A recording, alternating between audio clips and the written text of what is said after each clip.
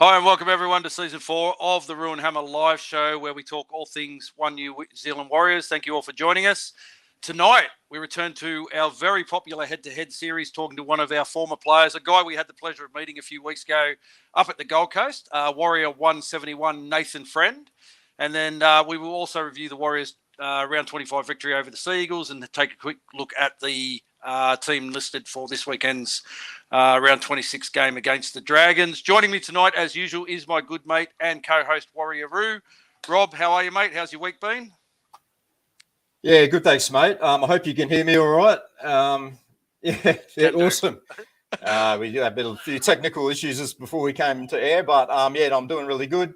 I'm officially halfway through my 75 hard challenge, and I'm happy to say I've dropped below 100 kilos for the first time in a long time. So nice. Yeah, that's been awesome. So whatever I'm doing is working.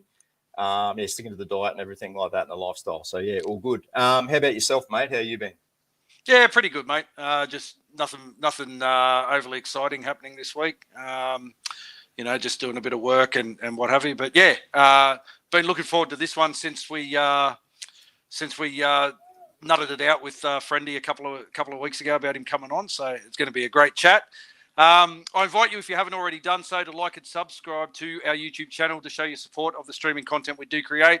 I'd also like to acknowledge and thank our wonderful supporters and subscribers, particularly all of you YouTube subscribers and our awesome Patreon subscribers whose donations and support enables us to upgrade our visual presentation here via StreamYard. Special shout out to our gold tier Patreons, Alf Tuolave, Malcolm Earnshaw, Chris Wellington, Ken Wills, Nigel Phillips, Inamete, and Lisa Marie Bateman. Thank you all so much for your continued support and upgrading your Patreon from the bronze to the gold tier. We thank you and appreciate your ongoing support. Let's get into tonight's presentation, mate. Yeah, absolutely. I'm super excited about tonight, mate. A return to our head-to-head series for 2023. Before we bring in our guest, just a reminder to everyone that has tuned in tonight, the reason we do the show live is to get the involvement of all those watching. So please, as we move through to discussion points tonight, join the conversation and leave your comments. But please be aware that we do have current and ex-players and their families that do watch this webcast. So please, as always, keep your comments respectful and refrain from making them personal. So why don't you introduce our very special guest tonight while I add him to the live feed? I'd love to, mate. Our guest tonight played 242 NRL games over a 15-year career for the Broncos, the Storm, the Titans, and the Warriors. Played 86 games for our wonderful Warriors from 2012 to 2015. Please welcome to the live chat, Warrior 171, Nathan Friend. Friendy, welcome, mate. Thanks for joining us tonight. Hey, guys. Thanks for having me. I'm a long-time podcast listener, but first podcast I've done and actually video as well. So, yeah, it's a thrill to be on here, guys. I hear that you're doing wonderful things within our game, and it's great to be here. Thanks, mate. Yeah, awesome, mate. It's awesome to meet you at the Gold Coast function that we had. So many awesome turnout for the fans that day. So many old boys there. So yeah, it was great to meet you finally. And as we said, thanks for agreeing to come on. We'll go all the way back to the start of your rugby league journey. You were born and raised in Toowoomba. Can you tell us who was your junior club and where your rugby league journey began? Yeah, I'm 42 years of age now, so I do have to go back in the archives a little bit. A few head knocks through footy, so it might be a few glitches. Mate, I started juniors under 5, well, it was under 6s, but I was 5, so I had 2 years of under 6s. Dad was a keen footy man, and he wanted to make sure I had the skills. So, I had 2 years of under 6, and I played West Juniors, and they're no longer, unfortunately, in Toowoomba. But, I started at West Juniors, and then moved, got flogged, got tailed up most games until under 15s. We would get beaten 40-odd points, and there was probably 10 teams in our competition, ranged from out-of-towners like an hour or so away.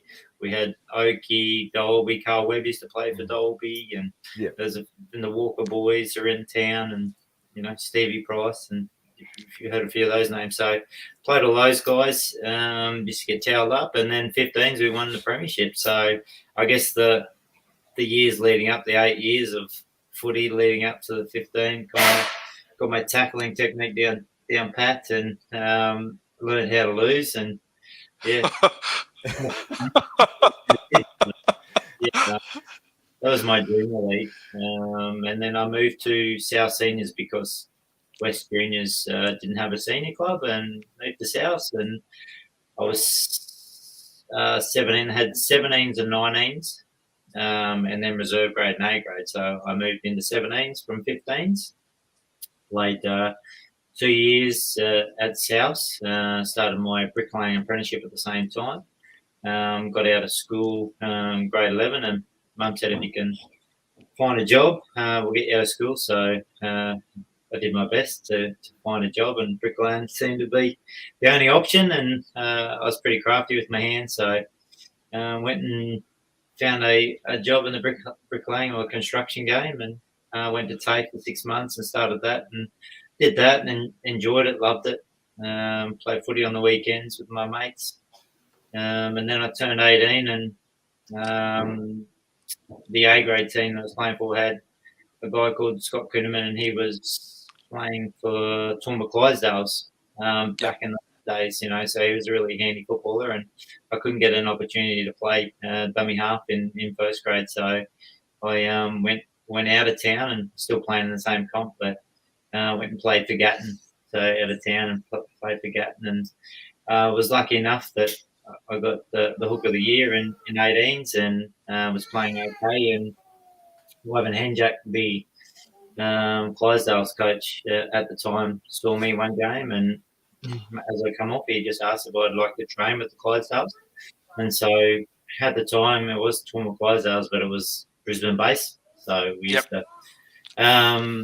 There was probably a bunch of 15 or 16 guys in Toowoomba that would train together on a Monday, Wednesday, and then on a Thursday, and then the weekend we'd cruise down and train and play in Brisbane. So I did that for a year, and then 2 years later, I used to go to Brisbane 4 days a week.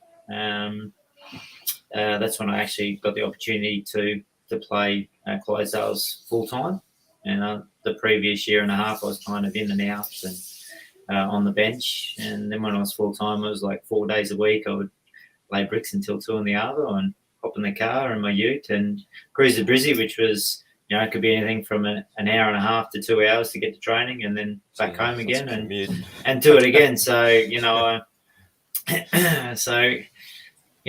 kind of earned my earned the stripes, and did the hard yards, but it was certainly worth it. And it wasn't until 2001, so 3 years or 2.5 years later, playing with the Clydesdales, that Wayne asked me to go full time. And so my now wife and I moved to Brisbane, and we purchased a house down Logan Way, and used to cruise into training probably an hour before training because I didn't want to sit in traffic because I was a country boy and I didn't like it. And I got to training and slept in my ute until till half an hour before training. They would rock in, and but that's kind of where it all started from my junior grades until I had the opportunity to play my first NRL game and for the against the West Tigers for the Baby Broncos.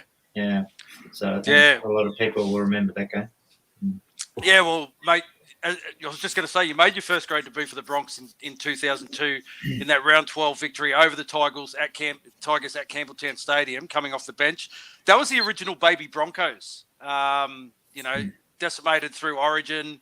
A lot of young guys getting their start. Tell us about being told by Wayne that you were going to debut and that whole experience leading up to that game. Look, I was stoked just to train full time, to be honest. I had some of my childhood heroes like Alfie Langer. He come back from England and he was still there. Right. And I was buzzing, ever since the off season. And so obviously get the opportunity for something when you're a kid that, you always have it as a goal in mind, and that's what you're striving for. Obviously along the way, you enjoy the sport for what it is and the friendship and mateship that you have. But to actually be given the opportunity to actually play a game in the NRL. It was something that I'll never forget. And obviously, telling my parents, that was probably even bigger, because I know how much that they had done throughout my career. Having being a parent myself, and I've got 2 boys, and I understand that nothing was too hard for them, and it was to travel, and it was my parents weren't the wealthiest, but I never missed a bus trip if we had to go somewhere to play footy, and just to let them know, be the first to let them know, and to see the look on Dad's face when when he found out. It was it's hard to describe. Yeah. It's one of the most memorable games of like the last 20 odd years, just because it was such a David versus Goliath game. And a funny story, actually, I got a mate who's a mad West Tigers fan, and the night of that game was his 21st birthday. And I remember watching that. We had it on at his party, and he kept coming over and going, "Oh, what's the score?" And I said, "You don't want to know, mate," because it was just such a crazy result. Like, the Broncos were just decimated with Origin and had all you young fellas playing in that team. It really was an amazing game. Even if you did ruin my mate's 21st. Yeah. I think the Rob Tenialu was the first try scorer. And yes. I know that he's a Kiwi, and his family had put a few dollars on him to be first try scorer. I think he was paying like $150 or something. So it was it was a big night for his family as well. So, Steve Irwin. Steve Irwin, the Crocodile Hunter, got a double, didn't he? Yeah, on the wing. Yeah, exactly. Yeah. And to be honest with you, I never watched it, my replay, like in all these years. And then probably a month ago, my eldest, we were just lying in bed and we were just having a chat about it. And he searched it and we found the actual game. So we sat and watched it in bed at like 10:30 at night. And it was just, how good. It's pretty cool to sit back and watch it after all these years and, remember what you did. You just remember. Like, it went so quick, but when you were watching the game, you knew what was coming up. You're just like, oh yeah, I remember what happened here. And I got suspended for 2 weeks after the game for a spear tackle and an elbow. So I was like, it's crazy how it all happens. I come from the country and there's no cameras out there and videos. And, you're allowed to have a little get away with a bit more thinking. Yeah, exactly. On the big stage, it was It's funny. You would have played against another Warriors legend, Robbie Mears, that night. I think he was playing for the West Tigers. Yeah. We had Scandalis. Yeah, Scandalis. Yeah. Mm-hmm. John Scandalis. Yeah. But that debut game, though, is your only appearance for the Broncos, and as we found out, you got suspended right after it, which might have had something to do with it. But then you moved south to the Storm in 2003 season. So Craig Bellamy was actually the coach. Well, famously was the coach of that baby Broncos side, and being the assistant to Wayne at the Broncos in 2002, and then he obviously got the head coaching role at the Storm in 2003. Was he the catalyst for your decision to head to the Storm? Yeah, it certainly was. I owe everything to Craig. He was obviously under Wayne, but he was strength and conditioning, and he took probably 75% of our training as well, ball work. Wayne would just step in occasionally and give us some more direction or whatever he wanted to say that he felt was important. Craig obviously saw something within me, and obviously starting afresh down south in Melbourne. Getting rid of a lot of older guys that have been there for a few years. Obviously, Melbourne had come in the comp in '98, but a few of the older guys in the later part of their career, and he was bringing a lot of young kids down. And he thought that it could be a spot for me there, and little did we know that when we got there, that there was another guy that played in the same role, and he was pretty handy, which was fantastic as well. It was a great apprenticeship for myself to head down there and obviously play alongside Cam Smith. And little did we know that, when we were there, we had the likes of Robbie Ross and Matty Geyer, and we had Scotty Hill, Brett Camorley, and Robbie Kearns, Steve Kearney. Had all these guys that were the senior guys that were there, and they just showed us young guys the path forward. And back in the day, the kids or us guys, we really earned our stripes, and we really looked up to the past players. We'd room with them, and we'd make them whatever tea or coffee they wanted, and we'd carry their bags to the rooms, and that's how it was, and you just felt so blessed and honoured to be within a group. And we didn't know we knew, the heights of what those players had done before us, and that was probably instilled even more when we were there. But those guys trained just as hard as us while we were there, and on the back end of their career, and they showed us path forward when we did army camps, and everything on the training paddock. There was no stone left unturned, and that was led from Craig, but a lot of the older guys at the start. Are the stories about Craig Bellamy true in regards to his fitness levels, him kind of setting the standards for training? There's the stories about him. There's some hill that they do down in Melbourne, and he kind of has the team watch him, and then he does it for I don't know, until he hits exhaustion and collapses, and then he's basically says to him, "You've got no excuses for shirking your training." Are those kind of stories true about him? Well, when we were at the Bronx, like Wayne was obviously, he's got long legs, and Wayne was a really good runner. So when we used to do the gap and everything like that, he would do it with us. Yep. I think Craig's story's been stretched a little bit. I think he probably gets halfway up a hill and finds a bush and he hides behind it, and then he waits for us to run up the hill. And if we start to walk, or if he'll just step out from behind the bush and he'll be like, "What the hell are you doing? We don't walk here." And so exactly. So, but he's very fit, Craig, and he would always be there at training at 5, and he'd be in the gym doing his thing, and then he would walk into training, and then he'd wait until we'd finish training, and we'd go have a massage, and we'd walk out of there at 6:30 at night, at 7 o'clock at night, and he's still there, whether he's cutting up EDLs or doing another training session. So it was all led from him. So everything you see is it's from the top. But he's certainly a father figure, not just for myself, but for everyone that's come before. You can just see all the guys that, I don't know if you've rattled them off, but all the guys that have that were there, and his entry in 2002, the back end of 2002, 2003, where they've gone and what they've done in life. It's a credit, but it's obviously what was instilled in us in early days, not just through training, but through his guidance and his wording. Yeah, it was awesome. Yeah.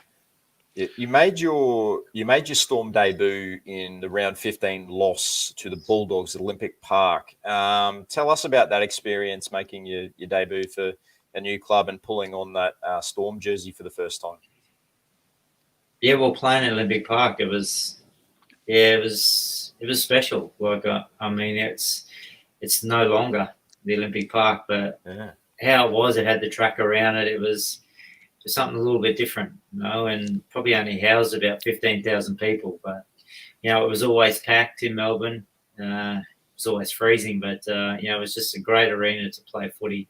And I certainly remember that game. And, I played back row. I wasn't a hooker at all. So I was kind of just, I was traveling, training full-time all week. And then I would travel back to play Queensland Cup in Queensland, obviously, the night before. And I was just, fortunate. I did that for probably 3 years, and I played about 20-odd games over those 3 years for Melbourne over that time. But, every opportunity I got, it was awesome because, the guys were on the up, and you just love being around the guys all week, and then, not being able to play on a weekend with everyone that that you train with so hard.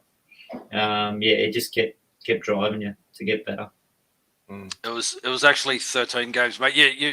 I was going to say your time in first grade was limited in those first 3 seasons. You played 7 games in 03, and then 3 games in both 04 and 05. But 06, you became a regular in that game day 17. That kind of must have been a rewarding feeling to kind of get that recognition and know that you're in there week in, week out. Yeah. Like, I did a long enough apprenticeship, you could say. I was fortunate enough when I went back to Queensland Cup, I had I had Greggy Inglis, I had Jeremy Smith, I had Adam Blair. We'd all, Antonio Cafusi, we'd all go back the night before, and we train with North Devils. It was at the time at Bash Up Park, and then we would stay at the airport hotels, and we'd have a feed at the Hamilton Hotel and rock up on Saturday or Sunday and play, and we'd get on the plane and get back home by midnight the night of, and then we'd rock up the recovery with the guys the next day. So that's how it worked. But I was just very fortunate to be around so many talented guys, and when we come back, we were very successful at North Devils as well. So it always made you look better than what you probably were. And I was lucky that I think I got Player of the Year in 2009. So in the Q Cup. So I guess I was always knocking on the door, and Craig found a spot for me in round 3 against Penrith in Adelaide. I remember that game. That was the one that started it for me, to be honest. So I was lucky enough to get a start at hooker, and he pushed Cameron to halfback. And I did all the work, but I set him up for a couple that game, and he thought, oh, maybe there is a spot for me. And I just remember rocking on that season and getting to the GF. So it was a fantastic year. Yeah, as you said there, 2006, you got your first taste of finals footy. How did you find that whole experience, with the pace of the game and the intensity of the contest in, finals footy? Yeah, I guess it stepped up a fraction, but I guess everything else that comes along with, especially grand final week, it was very difficult being an outside Sydney team. We'd fly in, we'd fly out, we probably flew in about 2 or 3 times on that week, because obviously we had to come home from our previous game and then back there, and then you're back home, and then you're back for the breakfast, and it was just a whirlwind. So that side of things, the guys obviously the year after went really well. So I guess it was just a dress rehearsal for them in 06. And got everything ironed out and right for the next year. But to go out there, and that was when the stadium was housed 100 or whatever like that. So I think we had 90,000 people, and to listen to the anthem and see your family in the crowd once again, it was memorable, very, very memorable. I'm just going to go off topic for a minute.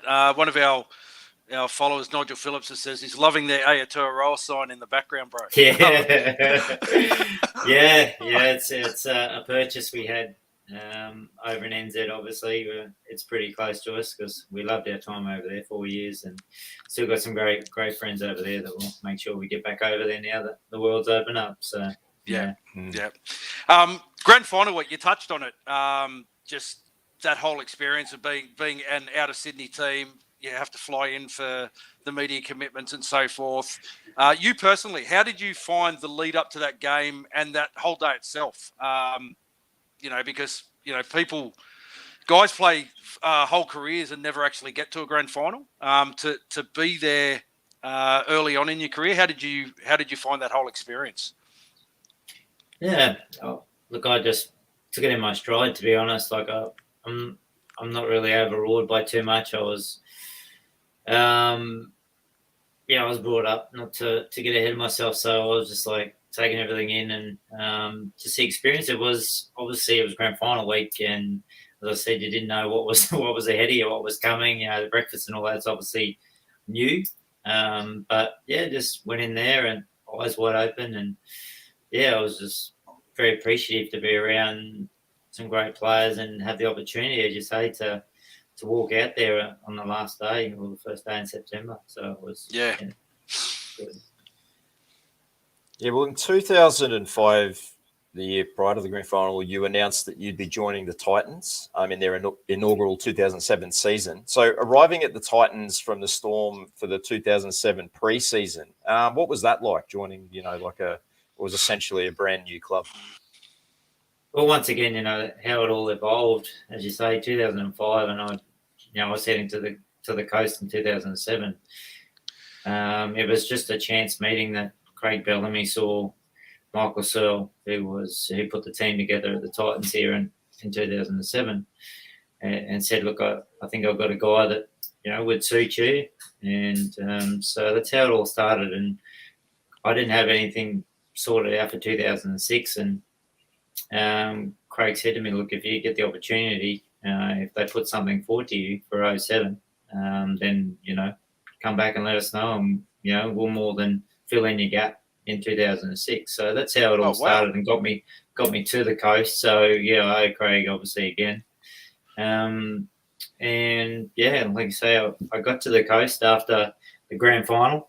It was an interesting off season because I hurt my shoulder going into the grand final a couple of weeks before, so I was getting needles in the shoulder to play the grand final, and I thought it would settle down in the off season like most injuries do. And I come up here and seen the club doc, and he said, "Mate, you've got to go in. You've got a tear in your labrum," and so this was November, and for those that know Billy Johnson, they know he's a pretty hard trainer, and I come from Melbourne and I had the shoulder operation, so I was in the cripple club, all off season, and so it'd mean like 4:30 starts riding bikes for 100k, and then halfway through that period, we'd need to keep the bike cleats on, and we jump on the rows and do 10 1-minute rows, 300 meters a row, and then get back on our bike and ride back home and go have some breakfast and have a little bit of a kip and go back to training in the afternoon. So that was my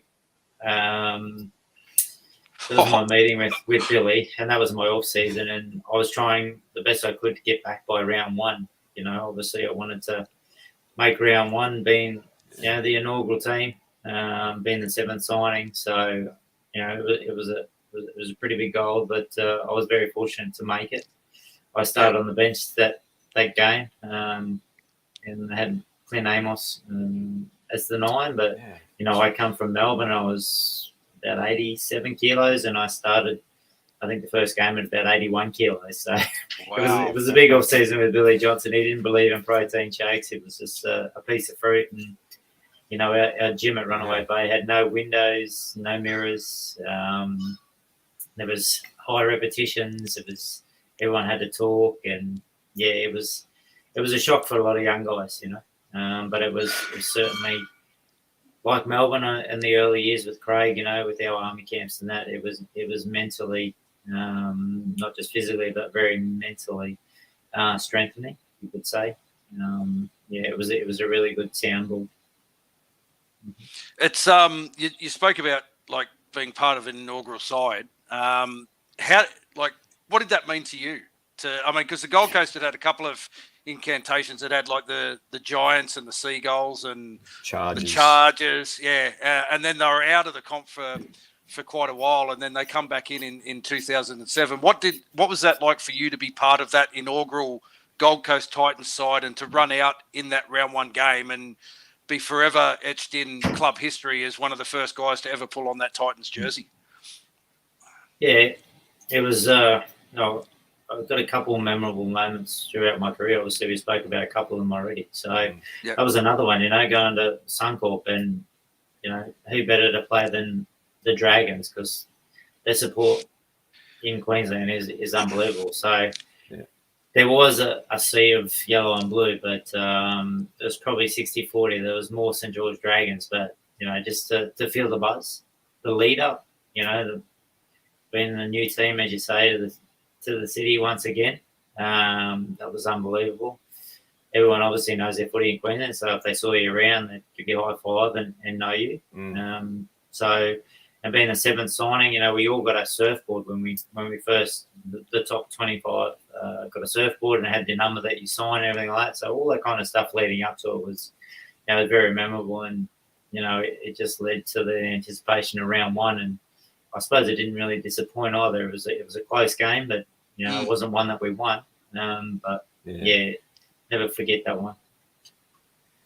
Yeah, you unfortunately had a 2-point loss to the Dragons that afternoon, but then in round 2, you played in the club's first ever NRL victory, an 18-16 victory over the Sharks at the old Carrara Stadium there, where you were playing out of that year.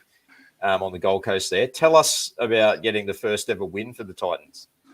It was a good victory, but Carrara, being an AFL stadium, it was it's a terrible place to watch footy. It was terrible. Like, it was terrible to play. You know, it just felt like the crowd was so far away. It was like, But now the best thing about playing rugby league, and especially at the elite level, it's just having people so close and yelling and, you know, throwing abuse or whatever they do. It's just that atmosphere. You know, it was unbelievable. But you know, as passionate supporters as they were, you know, yell as hard as they could, but they weren't right next year. So we got through that season, you know, but when we opened up the new stadium, it was just chalk and cheese. But you know, the boys, the group that we had, the team they put together was an awesome team. You know, it was a great mix of older and younger guys.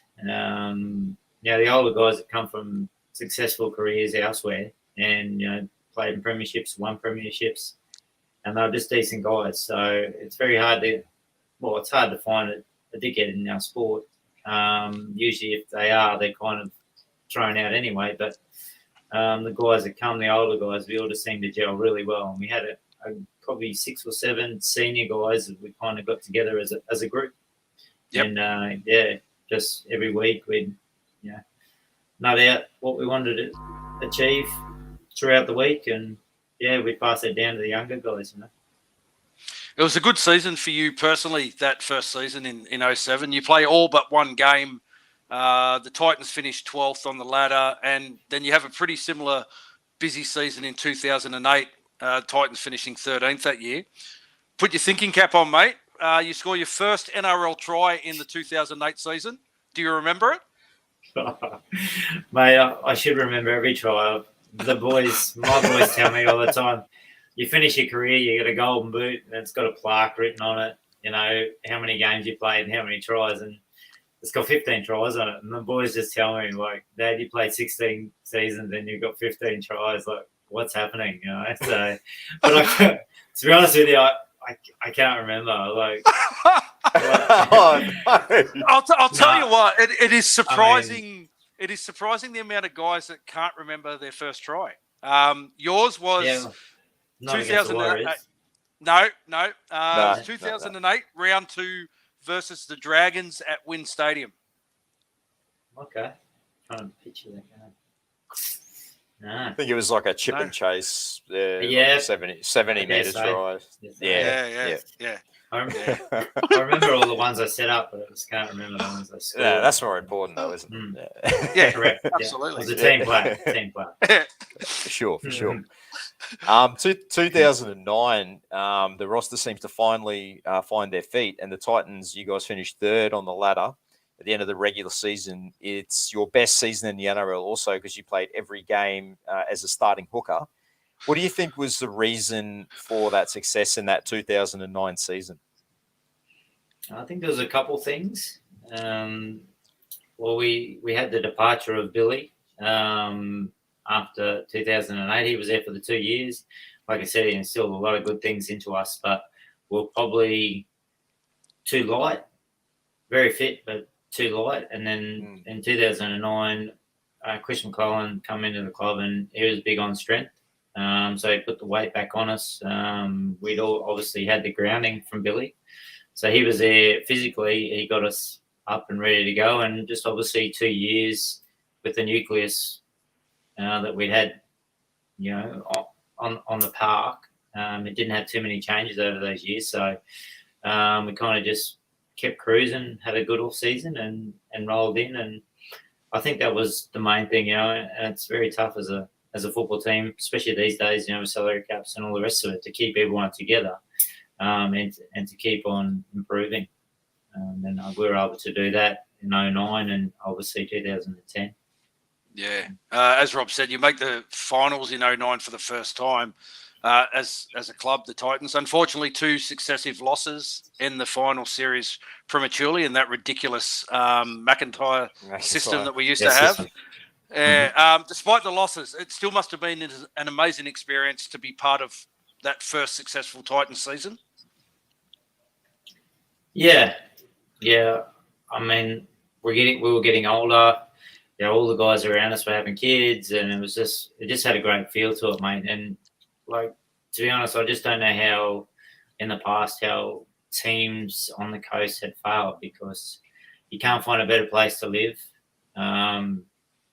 work hard at training, and then, away from training, you have so many activities you can do in your downtime, especially the beach recovery and all that kind of stuff. It was hard to see how they didn't succeed, but we certainly made the most of where we lived and each other's company, and we loved it. So obviously with success, you just, it breeds friendship. Yeah, it was a different era when those other sides came through. I think everyone's seen the Brent Todd interview when he first signed for the Tide. So there's probably no surprises why different those motivations. Yeah. Plus, they were based in Tweed Heads, which isn't even in Queensland. So no, that's right. The good form of the Titans though continues into season 2010, and again you make the finals, and it was a win at home against the Warriors in week 1 of the finals. You buggers. The Titans' first ever finals victory, and to this date, the Titans' only ever finals victory. Of course, it's against the Warriors. Of course. But what were your memories of that night? Playing at home in front of a packed Skill Park, I think it was back then, against our boys. Yeah, I have a lot of fond memories against the Warriors, and with the Warriors actually. I was fortunate. I think you'd have to look at the stats, but I think the 4 years that we played the Warriors, I think they only beat me once. So I had a lot of success against the boys, and then when I went over to New Zealand, I had a lot of success against the Titans. So it was it's funny how it plays out, but. I remember, we used to always play the Warriors, and it'd always be like in the early round. So we'd always get them because of the heat, they'd skip ahead 20 points, and then, we'd slowly claw back because we'd have them with the heat. Yeah. So, and I understand why living in New Zealand. But, look at the semi, and we knew that, if we were to win, it would put us, I remember beating the Warriors and then sitting on the couch with Matty Rogers and Scotty Prince, and we're watching, I think it was the Roosters in Canberra or something like that playing, and to see who we'd play that week, And I remember, I think it was Braith that kicked a field goal from 40 metres. And it was, knowing that we'd play the Roosters in the major, it was awesome. Obviously in 06, I thought I was ready, but it's not until obviously you're in a grand final. And your mid-20s, your head gets mature enough to, slow the game down and know where you're at. And I was ready for a final, that's for sure. We know exactly how that final series played out for a very good reason, and you've already mentioned it. The Roosters won, and then the Raiders won, and we got bounced out of the finals in the first week because of that McIntyre system.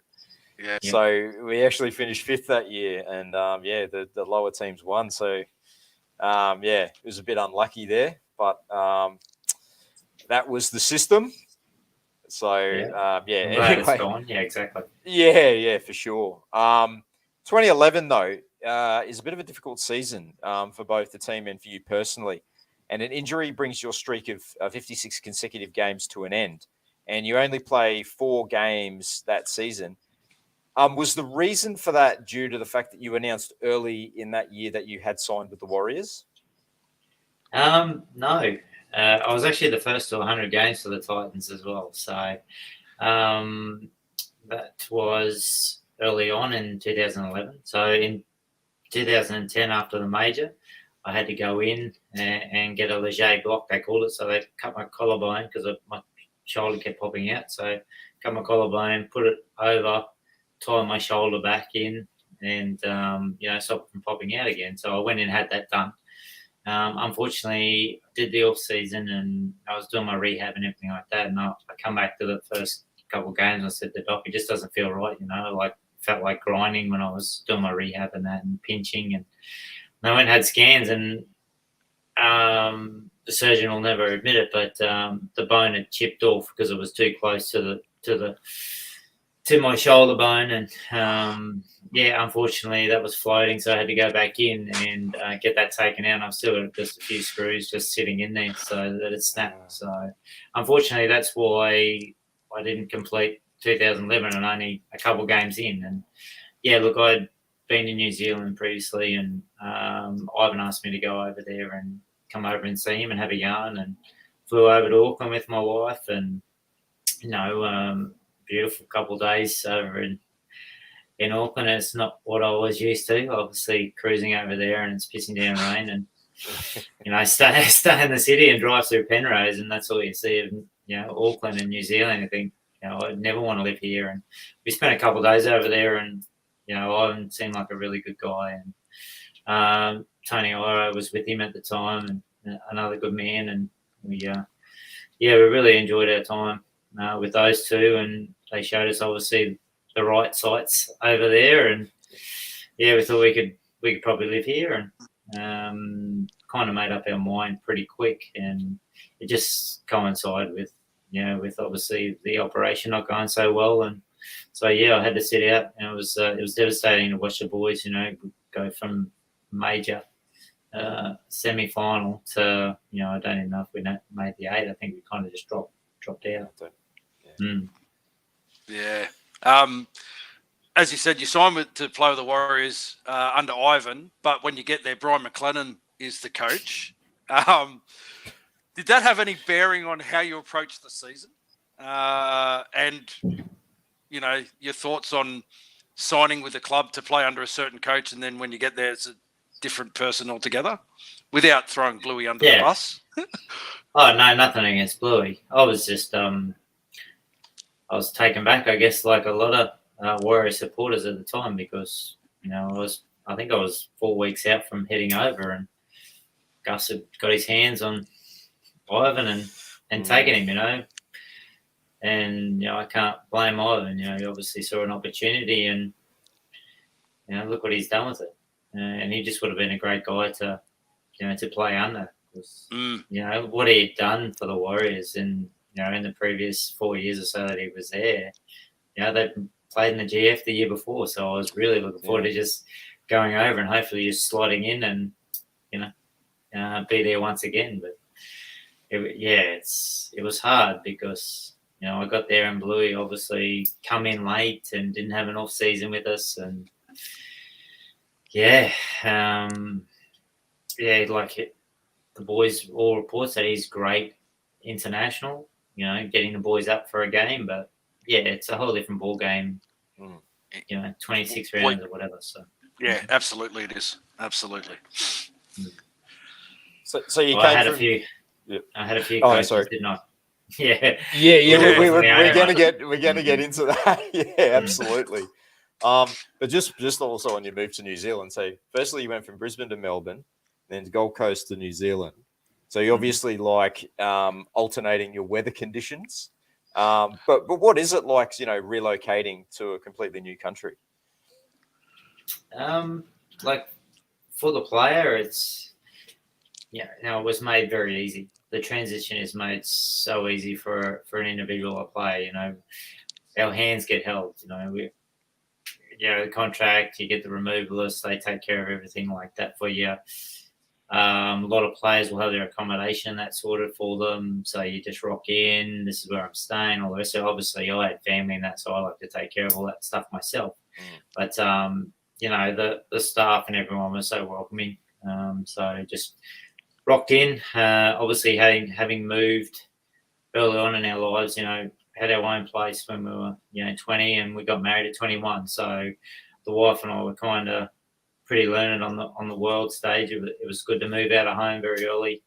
As you say, moved to Brizzy with each other, moved to Melbourne with each other, and then obviously come to the coast. And then we had a couple of boys on the coast, so that made it a little bit challenging moving, as you say, to a new country with kids. The boys were 2 and 3 at the time, so it was easy for me, but for the wife, it's a major.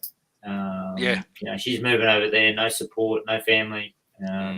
So we were lucky we went over there, and the guy said, look, if you can, try go over St Heliers Way and all the rest of it. It's a nice area, and the wife will feel a little bit safer over there. And we're like, okay, so we got a house, just a rental over there, and the wife just was very fortunate that the kids' kindy was just up the road, and it was a really good community around her. And we certainly needed it in the first year because the kids got whooping cough and all this kind of stuff. And the wife was, on the way for 3 or 4 days a week, and she was left stranded. And, she just held the fort down, and, she did a wonderful job. I guess that's stuff that us as fans don't really consider when guys, especially from Australia, are signing to come over to the Warriors. It's, it's a massive impact on family. Mate, you made your Warriors debut in that grand final replay, a loss to Manly at Eden Park. What are your memories of that game and pulling on the iconic Warriors jersey for the first time? One of the 1,000 Warriors jerseys that get produced, Gotta love a Warriors jersey, Absolutely. Tell me about it. We got to do something well over the years. That's one thing we've done really well. There's so many great artists. They just print so many good jerseys. I've got I probably didn't keep all my jerseys, so I used to just give them away to people, and but I've certainly got a few of those sitting in the garage in a box, and occasionally pull them out there. They're fantastic. But to play at Eden Park, you see it with the rugby and that, and to go there and you play there, you're like, far out, Then, being the first game and rocking in there, and the Kiwi supporters are next level again. They're so good. They're so good. To play in front of a packed house at Mount Smart, you can't get better than that. Being the opposing team, I used to love it being the opposing team, and then obviously being on the right side of the fence, it was fantastic. But obviously got to play in the cake tin as well. So there's so many good arenas to play down there. Played the Nines at Eden Park as well. It's a cool facility. Yeah, that's right. Great facility. So after that game, we unfortunately lost that match to Manly, and then we had a win over Parramatta. But then you got to play your first home game at Mount Smart Stadium. It was a loss to the Bulldogs, but despite the result, what was it like to sort of finally run out onto Mount Smart Stadium? To run out of the tunnel was awesome. We used to walk to training through the tunnel over the backyard and train. And I see you guys used to always run out there, and the fire and the smoke going off, and how cool. We'd be over in the sheds and we'd just be freezing because there's no heaters or anything over the other side. It was like, man, these guys, look so cool. And then to actually do it myself, it was fantastic. And just the buzz at Mount Smart. It's old school, but you just love it. I'm a Westie from out in the bush, and it brings back great memories. And just to see the folk there, that just blue collar there, and I just love it. The 2012 season was pretty disappointing for the club, considering there was so much expectation following on from the 2011, where we had all three sides in the grand final. Was that expectation felt within the playing group? Like, was there an expectation amongst you guys as well to kind of continue on that form that we took in and through 2011 into 2012? I'm sure the guys that were at the club, they certainly felt it. They would have been there and they would have got the buzz, in the grand final and leading up, in New Zealand, of all places, to make a grand final. You're certainly going to have the support. So I dare say they were feeling, a lot of weight on their shoulders. But, I just remember throughout the season, the boys are trying to do what they'd done previously when Ivan was there at training, away from actually training, because they're just like, well, this used to work. Let's go back to try it, because what we're doing with Blue is probably not working at the moment. So let's get together and do this. And it just wasn't working, unfortunately. And obviously Ivan is a great tactician. Knew his footy, and he obviously knew his players and knew how to get the best of them. So, that's probably why Bluey didn't last either. And That's why we're seeing, Webby at the moment doing what he's doing, because he understands the players and the individuals. It's a pretty tough gig being a coach. There's a few things you got to take in. Yeah, absolutely. Yeah. Yeah. So back to your try scoring abilities. As we touched on, 15 tries in the career. You don't remember your first NRL try, but do you remember your first Warriors try?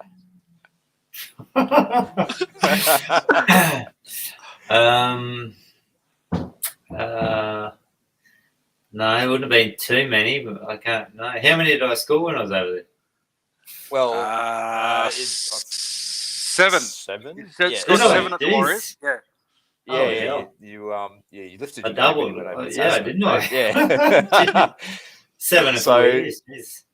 So just for reference, it was round 17. It was at Mount Smart Stadium, and it was in a 35-17 victory over the Cowboys.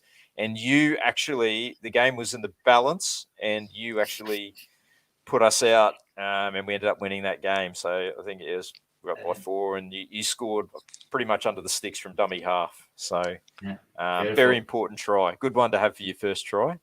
And we ended up, getting the victory over the Cowboys. And you actually scored 2 in your first season at the Warriors. Do you remember the other one? Because the other one was quite good. Mate, I couldn't remember the first one. I can't remember. You were in that green. Remember the green Panamu jersey that we had? Oh yeah, you were wearing that one. I remember that one. Yeah. You streaked away to score against the Knights. Although we also ended up losing that game. There you go. You try scoring machine. Thank you, Rob's got this knack or this ability where he remembers every game that the Warriors ever played and who scored what and what the score was and when it happened. He's just a freak. That's awesome. Absolute freak. That game against the Knights. Here we go. It was my sister's wedding day. My sister's wedding day, and I was following it on the phone because that's before you had KO and all that sort of thing, and I was just getting the text score. And every time I looked at it, we were up 19-0, and every time I looked at it, the Knights got another 6 points. Sean Johnson scored a great try, and just one of those frustrating games from 2012, unfortunately. Yeah, was it? I know we went over to Perth for every year for my 4 years, and can you take us through the game where we played Subiaco and we played Manly, and we were like 16 points up with about 10 to go, and we got beaten. DCE scored like twice in the last 5 minutes. I was like, how can this happen?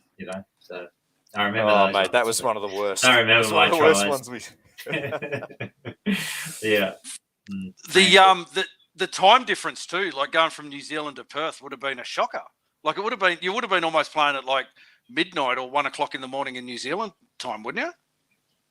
Well, yeah, that's right. You come back a few hours. We tried everything over 4 years of how to, to be in the right time zone. But, you wouldn't think a few hours would throw someone out. But I think the boys were sleeping with about 20 to go. Yeah, it wasn't good. I think we finally got it there. We've only won 2018, once there in our whole. Yeah, 2018. Yep. Yeah, I know. Yeah. Shocking. Yeah, it's crazy. It's crazy. Yeah. But once again, there's no fault of anything off the field. It was just obviously, we'd fly first class. You do 8 hours in first class, and obviously it was okay for me because I was a short ass and I could lie down. And the other boys couldn't. But I was sleeping. I was fine. But it probably did affect a lot of the guys. But taken care of. Great. Mate, your original contract was originally only for 2 seasons, 2012, 2013, with the option for 2014, which the club took up following your good form, obviously. You were obviously happy to extend your stay at the club, happy to be living in New Zealand and playing for the Warriors, yeah? Yeah, most certainly. It was, like I said, the first year was very difficult, off the field for my wife, I had wonderful support within the club, and, I had, the group of guys that were there, you could see why they went to the GF the year before, because it was just a great bunch of guys. So I was very blessed to walk into a group like that, and still got some great friends from those years. But for the wife, it was very difficult first year. But got past our first year, and the kids obviously in kindy, and then they started school, grade 0, and then obviously the friendship grew and kids were playing soccer on weekends, and it just got bigger and bigger. And last thing we wanted to do after 2 years was to exit. And I'm just very fortunate that obviously things are going well off the paddock, things are going good on the paddock, that we certainly wanted to stay. And I think that year we bought our house in New Zealand as well, So yeah. 2013, the club finishes 2 points outside the top 8, and then in 2014 we missed the 8 on points differential, so we couldn't have come any closer to making the final that year. So we had decent seasons without making the finals, I guess. But you touched on it before, the coaches. In your 3 seasons at the club, you'd had 3 different head coaches in Bluey McLennan, Matt Elliott, Cappy McFadden, and Tony Iro, I think, filled in at the end of the season. Last couple of games. It must be difficult, though, for the squad to get any kind of cohesion when the systems were changing constantly each season. Yeah, like I said earlier, I guess the success come like in our 3rd year on the coast. So, Craig Bellamy took a couple of years down in Melbourne before what he implemented really come to the forefront. So, you do need a good couple of years before you start to see the fruits of your labour. But I think they were pretty lenient in New Zealand, but I think reports from some of the senior players is they just weren't picking up what the coaches were putting down, and it's hard. But when you've got some seasoned players, and we go into videos and you're just not getting much out of the video. Obviously being coached by Ivan and other senior players that been at other clubs and had some really good coaches, and if what they're getting is not improving their game, then they're going to speak up, because at the end of the day we want to win games. And if you can't look upon your game and see the fault and see where we need to improve and move forward, then you're going to speak up and tell authorities, and that's obviously what's happened. And they moved on and got new coach after new coach, and whether they didn't have enough time in the role, I'm not quite sure. But look, the hardest thing, as I said, being a coach is being honest with the players, and maybe that was the downfall of a few coaches. Mate, I got to ask about Matt Elliott. What did you think of his PowerPoint presentations? Mate,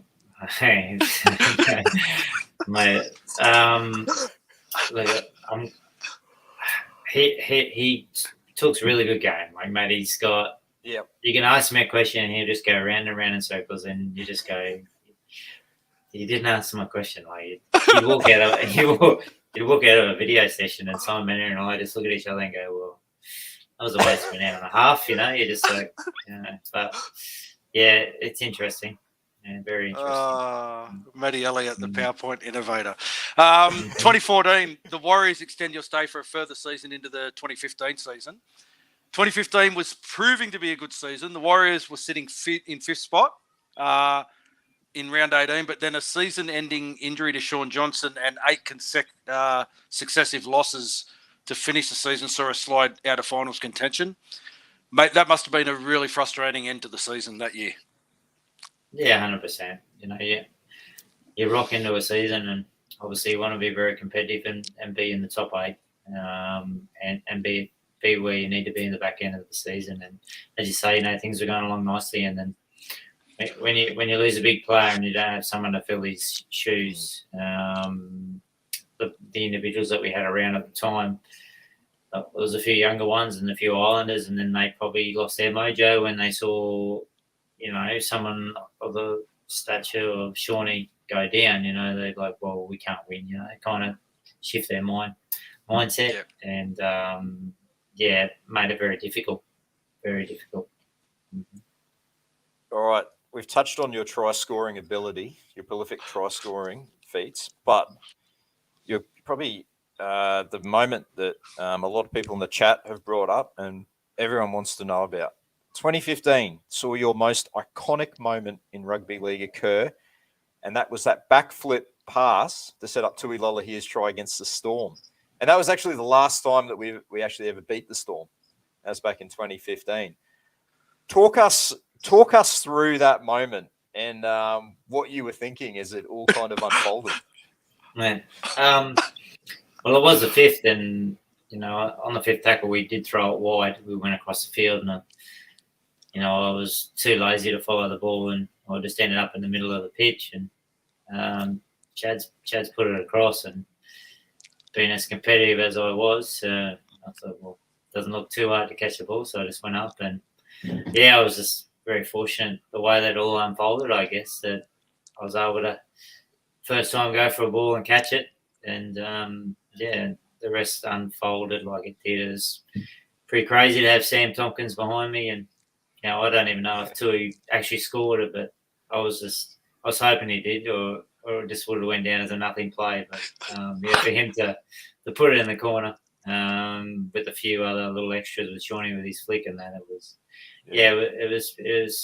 and to be against Melbourne, obviously a team that you've played with, you always seem to want to beat, even if there aren't any individuals that you played against still in the team. It's it's just something that you like to hold as a badge of honour. And I know Craig after the game, he wasn't happy with me, but it was good to get one over the boys.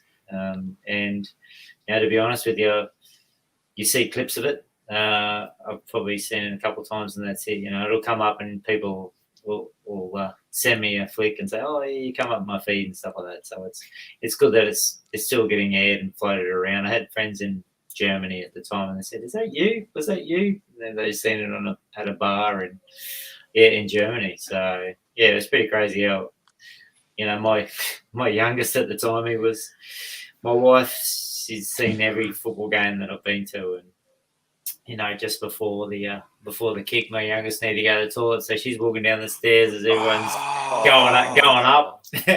By the time she come back, my father-in-law was in town with the mother-in-law, and he's like, "Oh, have a look at this. It was already on YouTube, and it was going crazy." So he's like, "Look, this is what you missed." Yeah. So unbelievable. They interviewed you on ESPN as well, didn't they? No, they didn't interview me on ESPN, but I was number one. Yeah. For that week or whatever, player of the day or whatever. So it made some highlight show over in the States. Yeah. Rugby player. Yeah, rugby. They didn't call it league. It was rugby. Nathan Friend. Arsey. The Arsey. I did do a few. I did the project. I remember doing the project. Yeah, that's right. In town there with Kerry Bicknell. So it was an interesting week after. Mate, it's an no iconic lucrative deals or anything coming from it. It's an iconic moment in Warriors history. Absolutely iconic. It's every Warriors fan remember. There's certain things that we remember, and that's one thing that we always remember. The game's really stats driven. Did you get the try assist for that, or was that given to Sam Tompkins? I think I was a few too many back. I think, but I put my hand up. You should have got one. Should have got the try assist. Yeah. Well, it's funny because the presentation night, Andrew Voss was our MC, and he obviously called the game, and he asked me if he could have the jersey. So I give him the jersey, and he's framed it up in his house, and he's got it upside down. And, I was going to say, so brilliant. It's awesome. He's a good man, Vossy. So he loves that stuff, Vossy. He really does, Yeah, he does. He does. Mate, you finished your Warriors career with a try in your final game against the Bulldogs at ANZ Stadium. Can't remember it. No, of course you can't. How do you look back on your 4 seasons in New Zealand?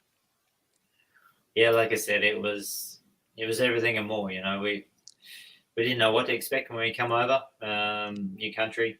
The Kiwis that we see in Australia are a little bit different to you guys that are over in New Zealand. Quite reserved over there and very giving. And look, we didn't want to leave at the end of it. Obviously, Isaac Luke come in, so I was pushed out. But look, if I could find a job there that I could afford fuel and stuff like that, I probably would have stayed there. But yeah, it wasn't to be. And look, we were looking at heading to London Broncos for a couple of years, and then that's when we spoke to the Titans and thought, oh, we'll make the transition back to Oz, and we knew that the Gold Coast wasn't a bad place to be, and we had no family here, but we thought, we got the two boys, and it'd be nice to maybe bring them up here. So we thought, could be a transition year as well. But yeah, look, mate, we're very fond memories of New Zealand, and can't thank the fans and obviously the support crew that we had over there enough. Wonderful. Yeah, so as you touched on, Isaac Luke came to the club, so you moved back to the Gold Coast. Another consistent season though. You played over 20 games. So what was it like, sort of returning to the club after 4 or 5 years away? Well, it was very interesting because when I obviously was there, we played out of Carrara for the first year, but then in the second, third, and fourth year, we had the Centre of Excellence. It was just built. It had everything in there. You had hyperbaric chambers, everything you could ask for.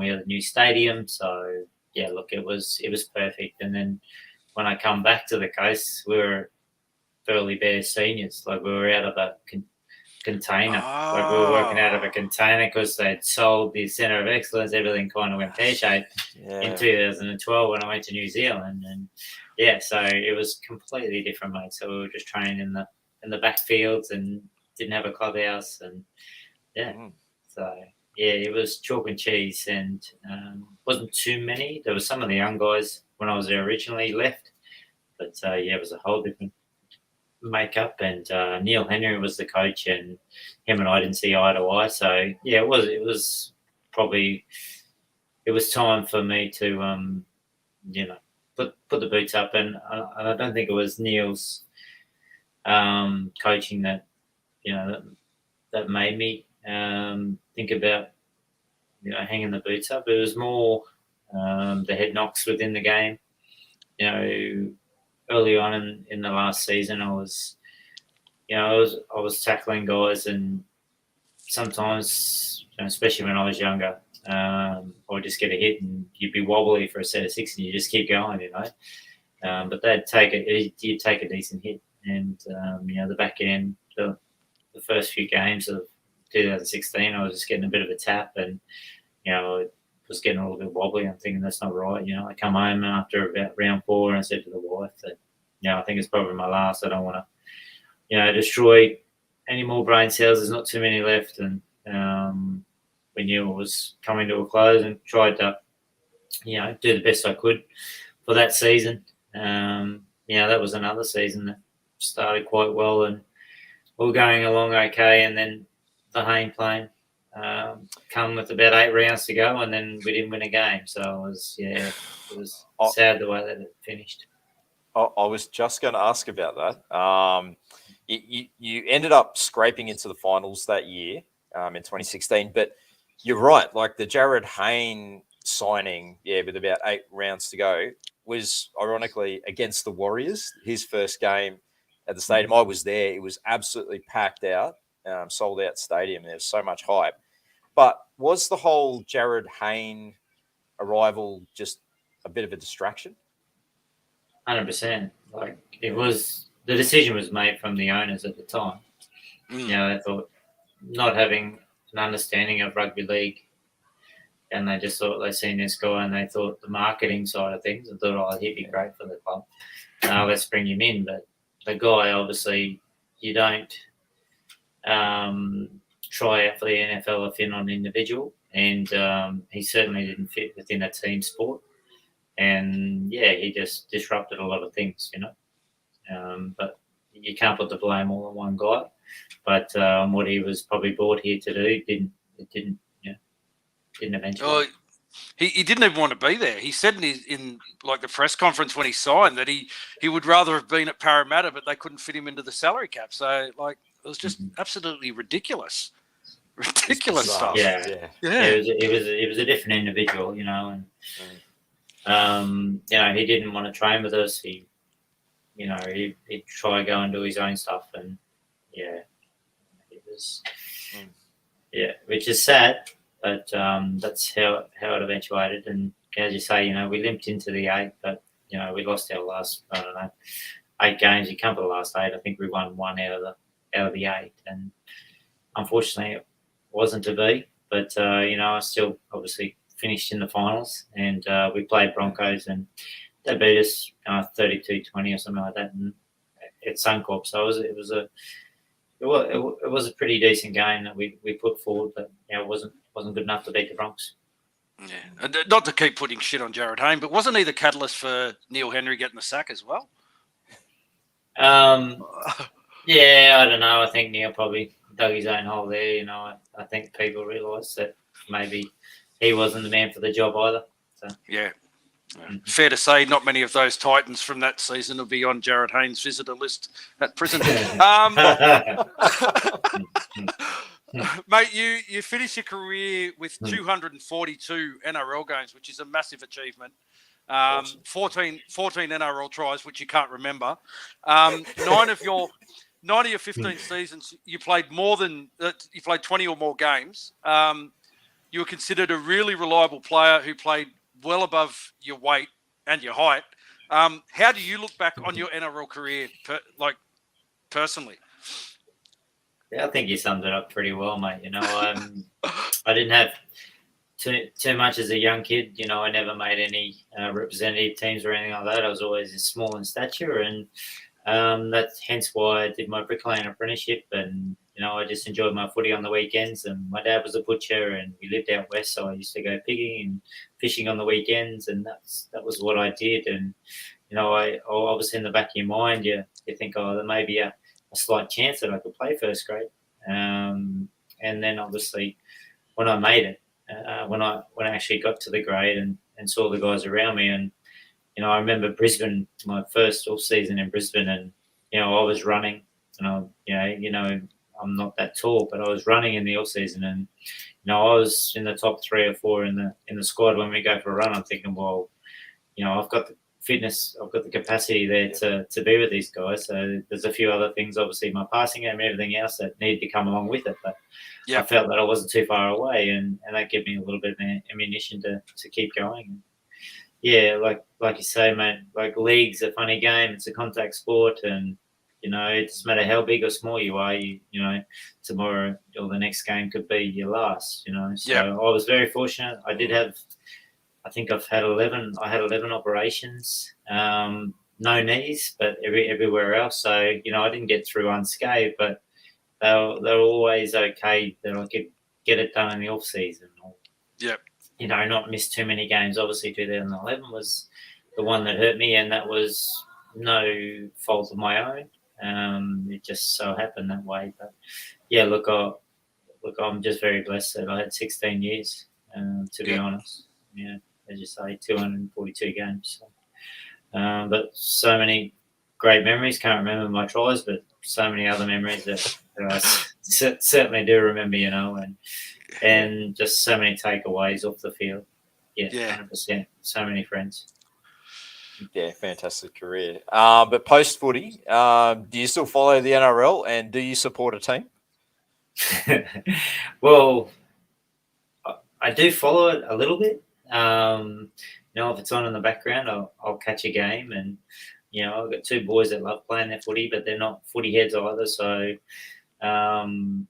I'll catch a game and just keep my finger on the pulse. I've got the NRL app and just see what's happening in the news, and what teams are there. And but yeah, post footy, obviously life evolves around the kids. I love it. I'm very fortunate that league gave us what we've got now, and it allowed me when the kids were younger to come home at lunchtime and to play with them and assist the wife with a few things throughout the day, and then go back to training, and then come home, and then obviously put them to bed. And league was great then, but obviously took away from my weekends. But now the kids are old enough; they got weekend sport. I can be there, so it's worked out really well. But yeah, post footy is just it's all about the boys, mate. Whether we're fishing or going motorbiking or stuff like that. So yeah, it is good. as I said before, we caught up with you a few weeks ago at the Warriors pre-game function before the Titans game at Robina. Does it surprise you, the fan engagement, nearly 10 years after your club career? Yeah. Look, I mean, I don't walk around with my headgear on, so people don't really recognise me at all. And, yeah, like I get a few sideways looks, and they're like, nah, yeah, okay. And then, yeah, but some people just stare and they don't say anything. But yeah, it's great to go to functions occasionally, and some of the older crew do remember who you were and what you did, and it's great to have a chat. You miss that interaction occasionally. Obviously, when you're in there and you're doing it every week, you're like, oh, I just want to get home. I just want to recover. I want to do this. But, post game, and you sit back and you look at it, and you just appreciate, the support. And, you like to give back. You said before that you did your bricklaying apprenticeship, tradie. I'm a tradie myself. Is that something you've returned to post-footy career? Yeah, I did go back and lay bricks for a year, and I thought, geez, it's a bit tough on the body, a little bit hard. It was much easier when I hadn't played 16 seasons and had 11 operations. But so then I went and did a little bit of finance brokering, and it wasn't for me to be inside. So I was like, no, I'll go back and just through my ABN, I was doing en-suites and renos for people myself, and then I started doing some contracting for Metricon Homes, which is quite a large builder here in Australia. And they said, oh, do you want to come on a supervising role for service and wiring? So, I take care of everywhere from Burleigh on the Gold Coast down to Grafton in northern New South Wales, which is about 3.5 hours. So, that's my role now. So I do a fair bit of travel. But, hands-on tools still. So I love it. Yeah. It's my life, plays footy. Yeah, giving back to people and fixing up their issues. Nice. Well, playing for the Warriors and playing for Melbourne, you'd be used to the travel, mate. Speaking of the Warriors, the 2023 Warriors. I don't know how much footy you said you're not heavily think. What's your thoughts on how they've been going this season and Andrew Webster's rookie season as a coach? Because you would have played under him when he was the assistant coach with Cappy McFadden back in the Warriors days. 2015. Yeah, he's had a remarkable first season up, hasn't he? Yeah, so true. And I guess, he was lucky enough to have the season over there, so he understood a lot of what goes on in the background and understand the Islanders' way of life and how it works. And as you say, he had the year there, but then he went and he was the apprentice, behind Ivan for all that time. So, when you're within a good organisation, you're going to grab a lot of things out that, if you ever have the opportunity to put forward, you will bring them. And he's obviously brought a lot of good traits from the Panthers over with him. And from all reports, he's instilling some confidence into individuals. He sees their strengths and, he plays on that and he just lets them do their thing. And obviously overall has a game plan. And the boys seem to be sticking to that. They don't vary too much from it. Even in the past they'd probably go away from it, depending on the game and the situation. But even though if they're down 10 or 12 points, the boys still stick on, and they seem to be coming through by sticking to the game plan and focusing on their strong points. And it's great to see that. Some of the guys that are there aren't household names, but that's how you get a great team. Is a team, not a team full of individuals, and they've certainly got a great group there, and they seem to be loving it. And it's so good to see Mount Smart pumping every weekend. So good. Those guys, they deserve it, and in the past it'd be 75th minute, and no one would leave the stadium because even though they were up by 16, they just wouldn't know if they could or not. But but now they're hanging off the rafters and just clapping, and they know that the boys have got the mindset that they're going to hang in there. So it's great. So I'm very happy where they're at, and I hope that with maybe a top 4 finish, that would be unbelievable for the club as a whole and for the fans. Absolutely. Yeah. It'd certainly be an amazing result. So we're hoping we Yeah. can get the job done at Have the a end of the final. season. Yeah. Yeah. Oh, home final would be absolutely massive. Would it be at Mount Smart, or would they have to take it? Well, the NRL are saying Eden Park, but I think the Warriors are going to push hard for Mount Smart because that's where they play out of. Home, it's a fortress. Yeah. We don't have a good record at Eden Park either. No. Yeah, you put the big stand at the end of both fields and get as many in as you can, like they have, and I mean, all the home games have been sold out the back end of the season. So hopefully, fingers crossed, we can play it at our spiritual home there. Mm-hmm. Yeah. Okay, Friendy, I am going to hit you with some rapid fire questions. So just before we let you go, we ask these rapid fire questions of all our guests. Your answers don't necessarily have to be Warriors related. Could be anyone throughout your playing experience. Okay. As a player, who was your toughest teammate? Who was my toughest teammate? I could say Warrior. I could say Simon Mannering. He was pretty tough, mate. They tried to bash him, but he would just rock up. He'd have ice from head to toe. But he would be there the next week. Wouldn't let you down. Yeah, his name does come up often. As a player, who was your toughest opponent? I think Darren Lockyer. He just.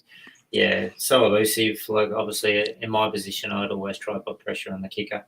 I was fit enough to be back and put that pressure on him, and he just had the option with both feet. He was very difficult, though. He was a left footer, but you go on the right-hand side of him, and he'd step over and he'd put it on his right. So, and there's been probably about 4 games where he's kicked the field goal against us. So, he was a big game player. And that too. Unfortunately, you came up against him in like a career best year, I think, in 2006. So you were certainly unlucky there.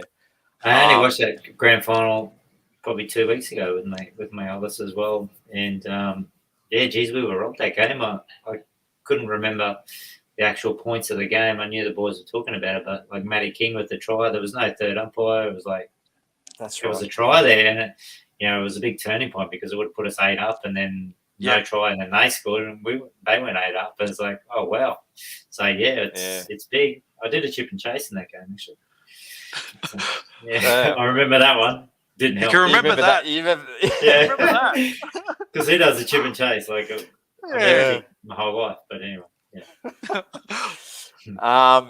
So, who was the best trainer that you played with in terms of attitude and performance? Best trainer. Maybe Billy Slater. Yeah. Oh yeah. Yeah. I bet he was. Yeah. One of the fittest guys I've obviously trained with, but off the field he'd just be studying his game back to front, and he would be there half an hour before training, half an hour after training, catching bombs, doing everything. And he'd be bringing guys with him. That's the best thing about him. He'd be having his wingers and centers out there so he could run his plays. So, ultimate professional. Yeah. So it's great that obviously what he's getting now from his guys is what he expects of himself. So it's like Okay, who was the worst or laziest trainer you played with in terms of attitude and performance? Well, when you say the worst trainer, there's Jimmy Maloney from the Warriors. When James Maloney was over there. Right. Yeah, mate. He would, and him and Cameron Smith they would walk around the gym and not touch a weight. They would just walk around and they'd have a stick and they'd be doing squats with a stick and you just feel like, just Cam Smith. Yeah. But obviously in the back end of his career, they said that he used to do a few weights and all the rest of it. When it comes to wrestling, like Cam Smith, no one could beat him. Unbelievable. He was just that's a freak. He didn't touch a weight, but in wrestling, everything like that, he'd be just taking every man down. Just unbelievable. So put those two Right. together is I did But, not expect like, Cam Smith to in come the- up there, but yeah. I'm talking in the gym. But Yes, outside of the gym, mate, your wrestling, everything else comes like conditioning and all that kind of stuff. Yeah, they're there, but they weren't into the weights. Yeah, right. Okay. Who was the biggest sponge? So the guy that just absorbed all the information and wanted more that you played with. Jesus.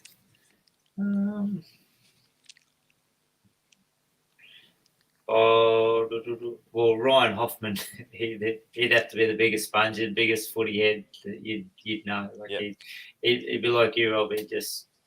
He'd know every game, who played where and what time of the game this happened.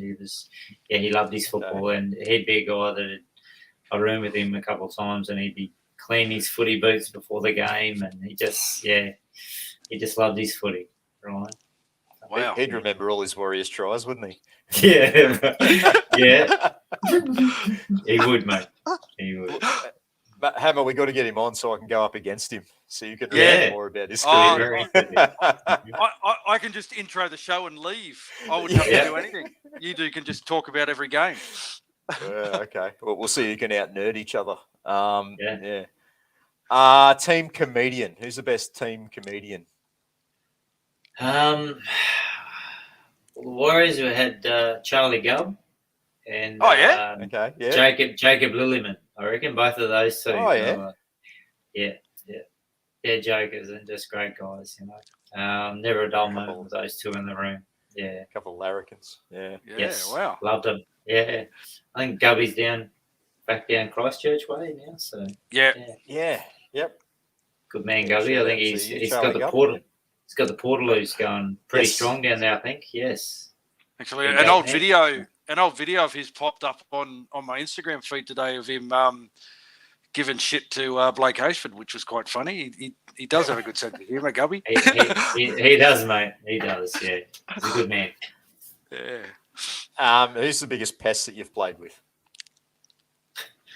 Yeah, James Maloney gets another start. Like he's next level. I've played with a few, but yeah, he's certainly up there. You just couldn't shut him up, Jimmy. You just couldn't shut him up. Yeah, just we have heard full that. of smack, smack. But to his credit, he used to back it up. Jimmy. To see what he did within teams and how he turned teams around and the success he's had, it was unbelievable. So, Jimmy wins. Jimmy wins. Yeah, he wins everywhere he goes. He sure does. Yeah. Yeah, 100%. Who was the best sledger that you played with or against? Sledger. I've had a few that have tried to sledge that were terrible. I mean, Robbie Farrell was a terrible sledger. Terrible, was it? Yeah, but I think Scotty Prince was like a cheeky halfback that was pretty decent at a sledge. Yeah. So probably say Princey. Yeah, he wasn't obviously in the forwards. You don't get too many sledges in the forwards, mate, because if you're gonna give it, you're gonna have to take it. So not too many sledges in the forwards. So mostly the backs, and you don't really hear from them in the game. So they stay out there. And finally, in the rapid fire questions, who was the most professional when it came to game preparation? I think Mark Minicello. Oh, wow. Okay. Yeah. Look, the guy would stretch for an hour, I reckon. So I started at the Bronx, and there was Mick DeVere. He was another guy that would. He would stretch for an hour before training. He's like, what's this guy doing? He's forever when we're in our lockers, and obviously a pretty spacious locker, and he's just sitting there, he's doing his stretches, and it's like, oh man, that's a bit too much. And I was like 18 going, I'll just run out there, don't worry about it. And then I could see when I got mid-20s that I need to have a stretch. And then Mark Minicello, they used to call him the Ferrari because his body was just like a temple, and he was loved his weights and loved his everything outside, his recovery, his ice bars, and he was the ultimate professional. Yeah, Mini, for sure. Wow. Just a couple more for you, mate. Were you a superstitious guy? Did you have any weird pre-game rituals or superstitions on game day? Not really. Like I said, I was very fortunate that nerves didn't really get to me, no matter what the game. I guess my ritual was I'd sit on the toilet a fair bit during game day, so that's how I kind of got rid of my nerves, I'm guessing. I'd be pretty diligent on what I would eat, and when I would eat game day, I wouldn't eat, anywhere within 3 hours of the game. I used to try to be as light as I could, just keep the fluids up after that. But yeah, no real superstition. I mean, if you've done the hard work, mate, there was never anything that I would be worried about. Yeah. Yeah. Who were your rugby league heroes growing up? The guys that you idolised? Yeah, like I said, I was very fortunate to train with Alfie, and he was just my hero growing up. I did like Darren Smith as well, the back rower for Parramatta and Canterbury. He had some ball skills and some great ball playing ability. But Alfie, mate, I've got pictures of full Broncos kit, everything, with the number 7 on the back. And I was lucky enough to get that signed by Alf. And when I was there, I still had it blown up. And yeah, so Alfie Langer, mate, just for what he did now again for a little guy. Yeah, he kind of obviously encouraged guys like myself that weren't big in stature. And probably the toughest question of the night, mate, to get into the debate: Warriors or Wars? No Warriors about it, mate. That's it. Yeah, it's the Warriors, mate, not the Wars. Yeah, 100%. All the old school guys are saying Warriors. It's the new breed that are all saying the Wars. Yeah, I know. My boys are yelling it out. I'm thinking, what are you talking about? Yeah. Nathan, we really want to thank you. Yeah. I was just going to say, mate. Things they say. Yeah. I don't understand, but anyway. We really want to thank you for coming on, chatting with us tonight so candidly. Nothing we love more than being able to connect with all our former players and current players and the club staff that do come on and give you guys a platform to share your stories.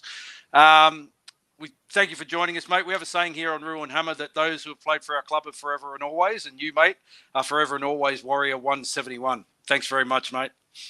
Yeah, thank you, guys. I really appreciate it. Obviously, asking me to be on the show, and like I said previously, I think it's fantastic for you guys to give to the fans, and I'm glad I could help tonight. And Rob, what's the go at the hard 75 or whatever the weight was? Or have you tried that challenge before or? No. There's a few challenges out there. I was just wondering what yours was, the 75. Yeah, so 75-day challenge, and you got a bunch of sort of criteria that you have to meet. So you have to pick a diet and follow it, no alcohol or cheat meals, 10 pages of a non-fiction book. You got to do 2 45-minute workouts a day, and you got to take a progress photo every day. And I sort of, when COVID started, my weight sort of ballooned a little bit and put on a few kgs and got to the point where I was like, it's got to go. And I sort of thrived under these kind of challenge environments a bit more, when you got a bit of, you sort of got a bit of accountability there. And I managed to knock off about 7 or 8 kilos in the first 38 days. So I'm about halfway through it now. So that's awesome. Thanks, mate. Yeah, just trying to make my health and fitness a priority. A bit like you. I know they always used to say you were one of the fittest guys in any team that you played in. So I'll have to 100%.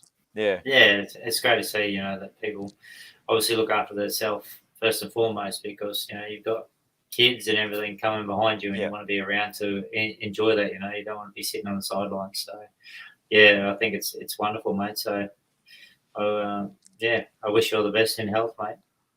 Yeah, appreciate that. I'll stay in touch and I'll let you know how I go at the end of it. So I don't need to see every progress photo, but I was just going to say. You don't want to see those. You can send you the past 36 photos. It's so good. Thanks, guys.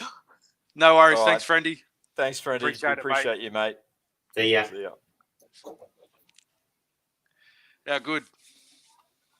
Brilliant. Yeah, it's always a highlight, isn't it? Just to be able to chat with our former legends. As we said, like forever and always part of the club, whether you played one game for the club or 301 like the great Simon Mannering. You're always part of the Warriors whānau. And as you said, we love nothing more than connecting with our past legends and, remembering their contribution he certainly, gave his all. He was a tackle machine. He was one of the fittest guys going around. He was so brave and courageous. And again, who could ever forget the backflip? It's going to go down in Warriors history. So the thing that gets me is just how honest and open these guys are when they come on. And he wasn't afraid to say a few things about guys like Bluey McLennan and Neil Henry, and particularly Jared Hayne. So, yeah, definitely won't be on Jared Hayne's visitor list at prison. No. But, yeah, absolutely. Champion bloke. Great chat. It's getting late, mate. Let's quickly go through what we've got for the rest of the show. We'll do a quick review of last week's game. Warriors returning to Go Media Stadium, where we hosted the Seagulls on a special day to honour and support former coach Daniel Anderson. They actually renamed the stadium Daniel Anderson Stadium for the evening. The Warriors also making it Old Boys Day, so there's a lot of the old boys at the club there. They were honoured and appreciated. There was just one change to the team that was listed on the Tuesday. Jazz Tavunga, he was out with a hamstring injury. Freddie Lussick was the new man onto the interchange bench. And the Warriors again entering the stadium with that iconic blackout of the stadium. It's such an awesome spectacle. We got the points on this one, mate. Warriors 29. Dallin Wateni-Zalesniak with a treble. Harris, Niokore tries. Pompey 4 from 5 goals. Johnson, the all-important field goal. Against the Eagles, 22. Jason Saab with a treble. Jacob Arthur a try. Ruben Garrick 3 from 4 goals. Mate, quickly take us through the key points. Oh, yeah, mate, it was a stressful watch, wasn't it? Yep. Yeah, keeping up with recent form. Great to see the black and grey jersey getting another run for Old Boys Day for Daniel Anderson. Terrible start, mistake off the first set. Jacob Arthur, he got an early try, but then we leveled up with our first opportunity. Tohu went over, and then a double to DWZ, one of his trademark finishes in the corner, and then probably, I would say, one of the best tries of his career, if not the best try of his career, beating half the team. That second try, the second try for a superb solo effort. That got us out to 16-6, and then, unfortunately, another error from the kickoff. It just keeps on happening. It happened again here, and Manly didn't waste any time. Jason Saab went over for his second, and within a blink of an eye, they're back at 16-10. They got another opportunity after we had a try disallowed. So the Luke Metcalf looked like he'd scored, but there was obstruction. The try was overturned. And then Manly went up the other end of the field, and they put on another try, and for Jason Saab to get his second 16 all. And just like that, we're starting to look a little bit wobbly again. And then right before halftime, they went down that their right edge again. Very questionable pass, and also looked like it flicked the fingers of Olakalatu on the way through. Picked up by Saab, who went in virtually untouched. He went in untouched for all 3 of his tries, let's face it. There's massive problems down that left edge defence. Montoya having a night that he would like to forget, unfortunately. Yep. And he went over, the try stood, and Manly went into half-time with a 22-16 lead. Yeah, 16-6 and then 16-10 with that Metcalf disallowed try. That was a major turning point in the game. Could have been out to a 22-10 lead, but then, as you said, some poor defensive reads on that left edge, and the Seagulls take that halftime lead and all the momentum going into the second half, didn't they? Yeah, absolutely. And, there seems to be a little bit of, I don't know if that's complacency or what it is, but the issue wasn't quite resolved. A successful captain's challenge by the Warriors put us on the attack early in the half, but unfortunately, again, Montoya with a poor decision got put over the sideline.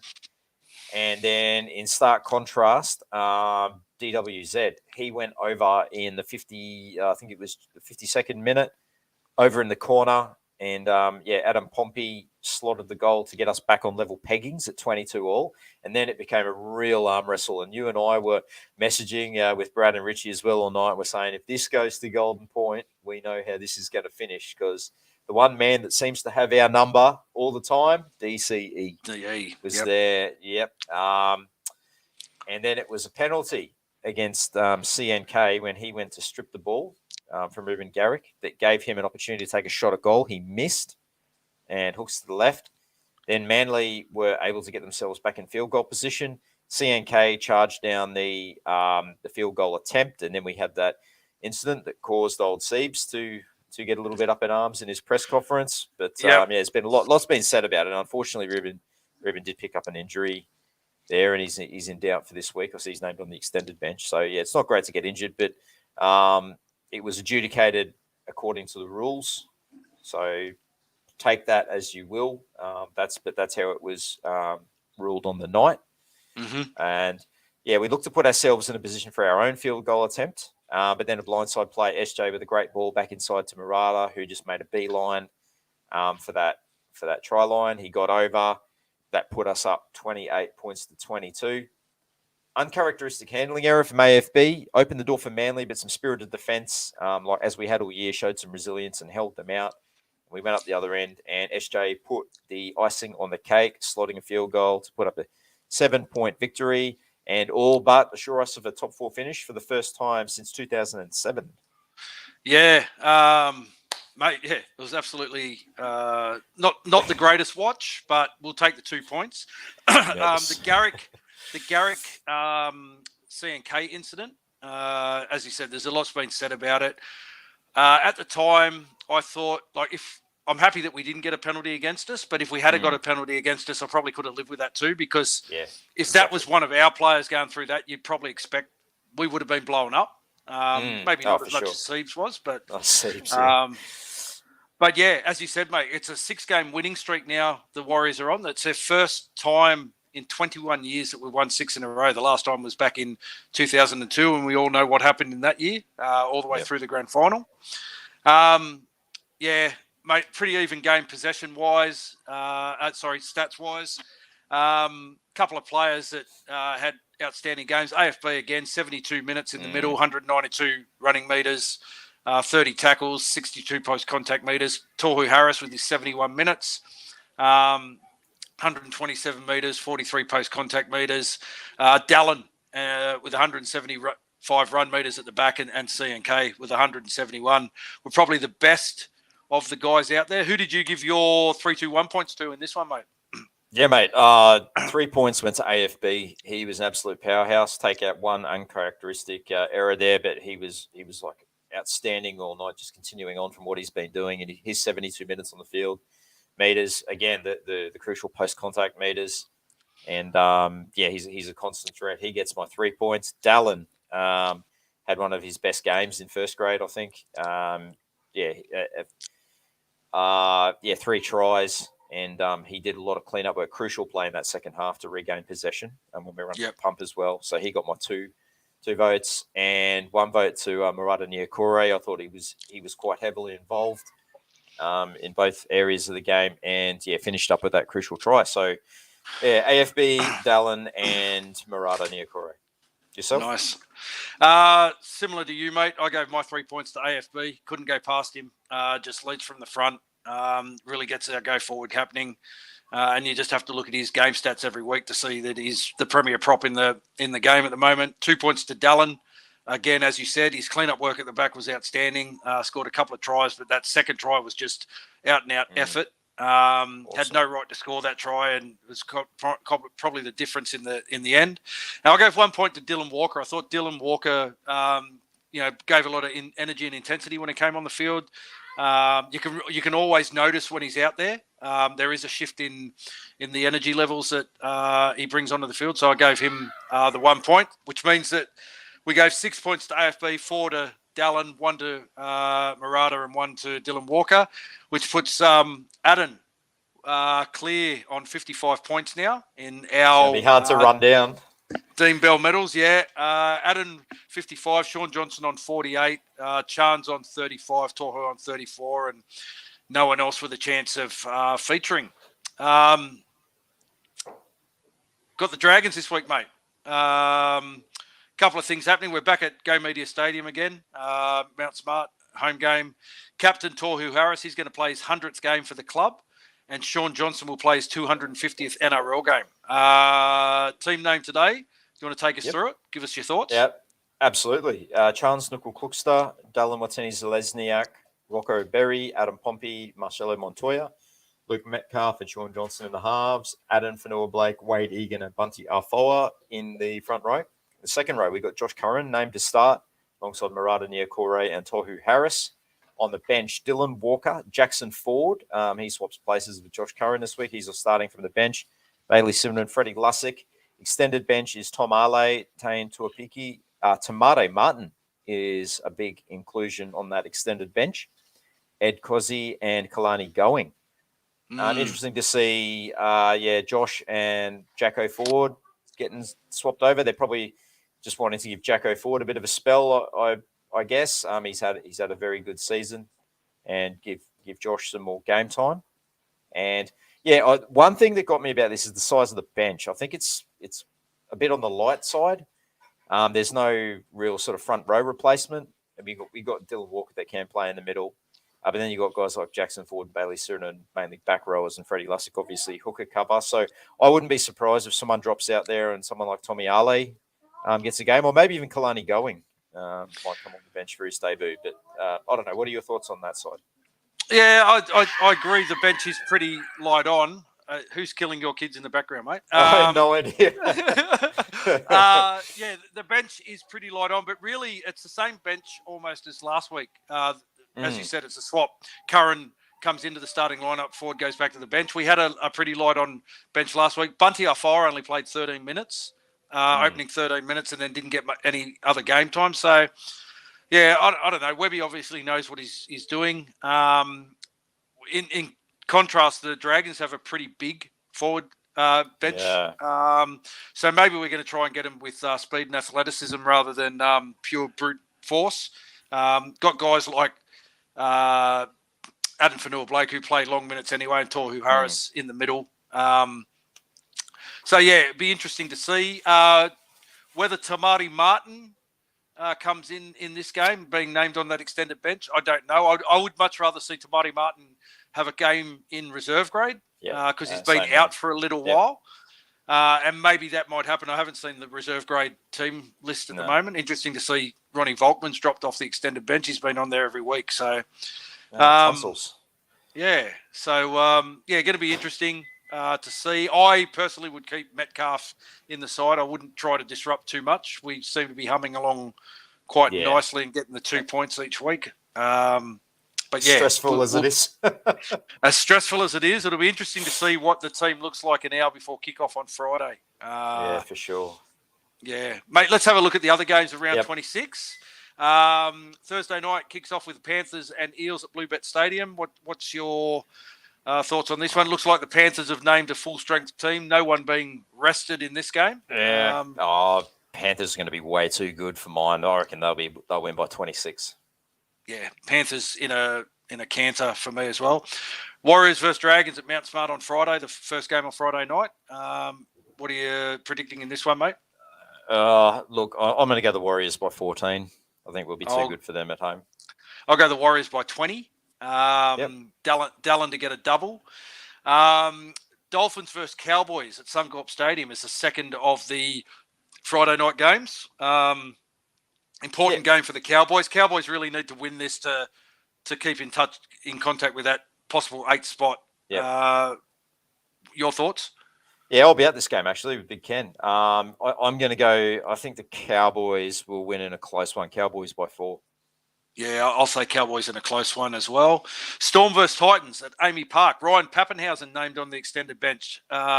Could possibly be a late inclusion on the bench. Thoughts on this one, mate?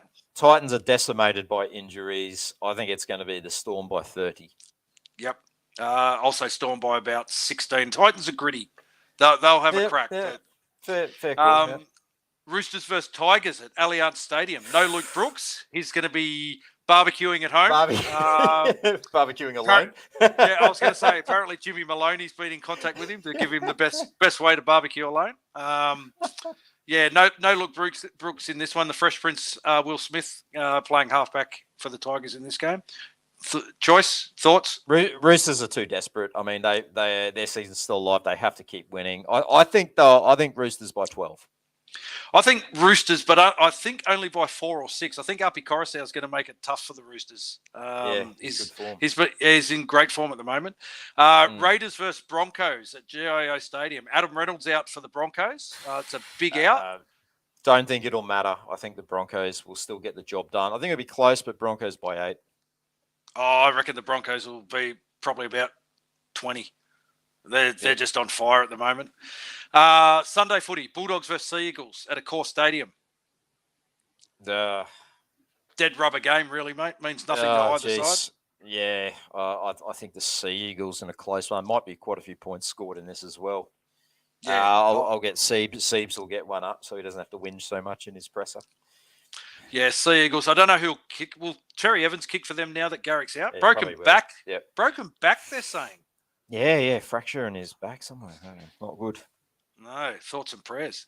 And Knights versus Sharks to round out the round at McDonald. Another game at McDonald Jones Stadium. Another game is going to be a cracking crowd up there. Who do you pick in this one, mate? This is a hard one to go with because the Sharks have come into form themselves. I wouldn't be surprised if this is Golden Point. I'm going to go the Knights by 2. I think the home ground advantage will just get them home. Just get them over the line. I will say Knights in a Golden Point thriller. It's got written all over it, hasn't it? Yeah, I just think, I think they'll get home based on the fact that they're at home.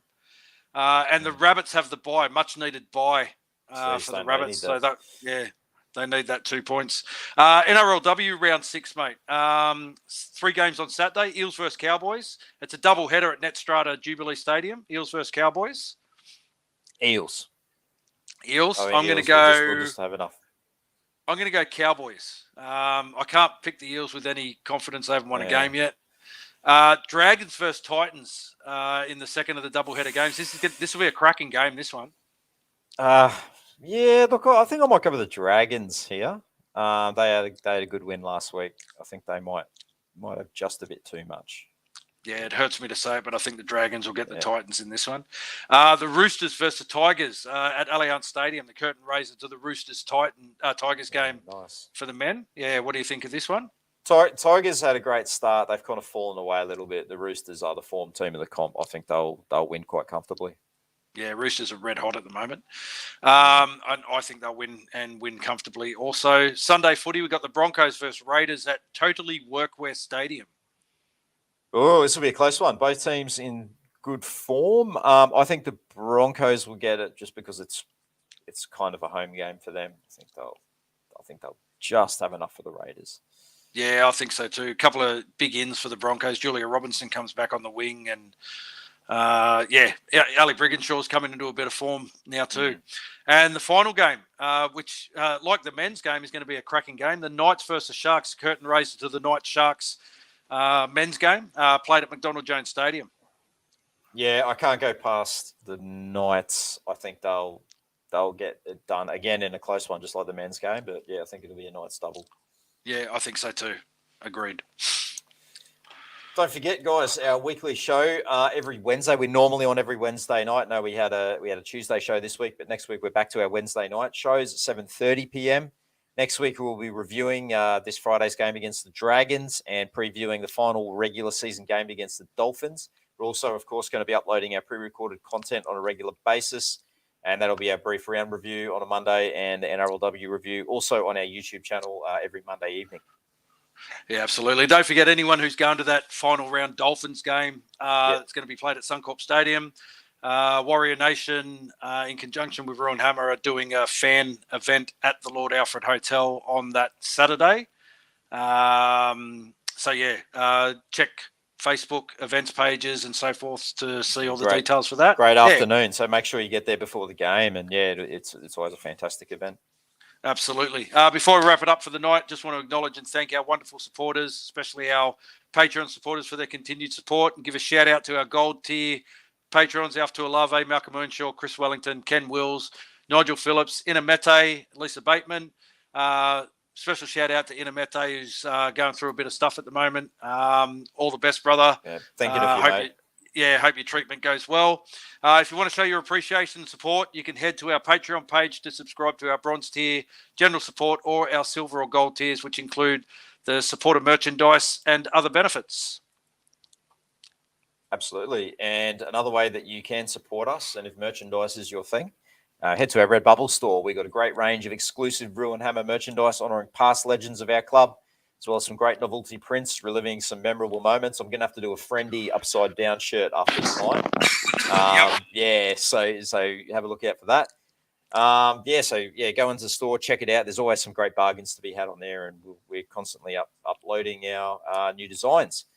Well, that is it for tonight's show. Thank you so much, especially heartfelt thanks to Warrior 171 Nathan Friend for coming on and having such an awesome chat with him, for giving up his time, and I hope you guys all enjoyed it.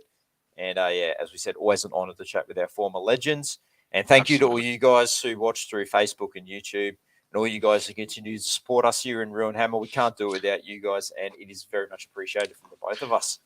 Absolutely, it is. Everyone stay safe. Thanks to you very much, Nathan Friend, for jumping on, and just echoing Rob's thoughts. Thanks, everyone, for tuning in. Everyone stay safe. And in honour of Friendy, go the Warriors this week. Go the Warriors. Warriors. Thanks, guys. Take care. Thanks, everyone. guys.